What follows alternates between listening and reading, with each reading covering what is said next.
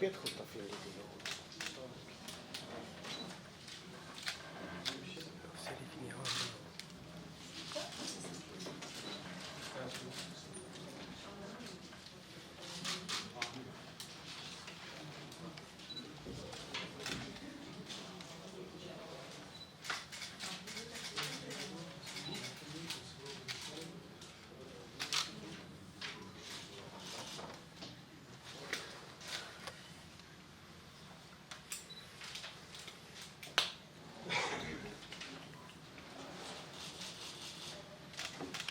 благодарна русской стране за большую партию детей, которые являются гражданами Российской Федерации.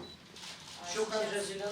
نحن متشكرين جدا كثير للطرف السوري على هذه الدفعة الكبيرة للأطفال لدينا. Сегодня они полетят в Россию и будут переданы своим бабушкам, дедушкам, тетям, дядям.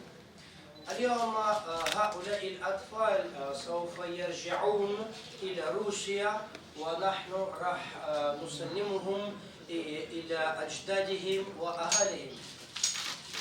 И на самом деле мы рады, что русская страна активно поддерживает нас в гуманитарной миссии и помогает вывозить детей из лагерей беженцев, которые находятся на их территории.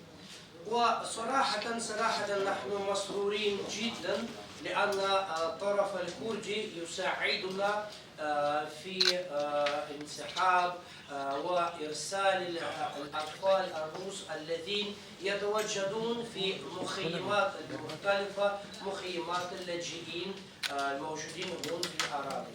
Выражаем признательность за то, что уже было сделано, за тех детей, которые вновь обрели любящие семьи, и выражаем искреннюю признательность, выражаем искреннюю надежду на дальнейшее наше сотрудничество. Сегодня договорились о следующих партиях детей, которых мы постараемся забрать в лагерь Роши. وأنا أريد أن أعبر لكم خالص التشكرات على دفعات الأطفال السابقة، ونتمنى أن التعاون المثمر المشترك الموجود بيننا سوف يستمر. واليوم نحن اتفقنا عن دفعات جديدة للأطفال التي نحن إن شاء الله راح نأخذهم من المخيمين الروج والهول. Еще раз большое спасибо. У нас сейчас готовы документы на 136 детей. سيدة ماريا قالت إن عندنا الآن يوجد الوثائق الهوية وإلى آخره، يعني جوازات ل 136 طفل. Но обращений от родственников у нас 1000. ولكن أما بالنسبة طلبات من العائلات 1000، يعني 1000 عائلة تبحث عن أولادهم في المخيمات. كثير من الشغل.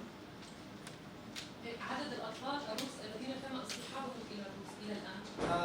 Спрашивает, уже на данный момент сколько детей было уже отправлено, то есть общее количество на данный момент.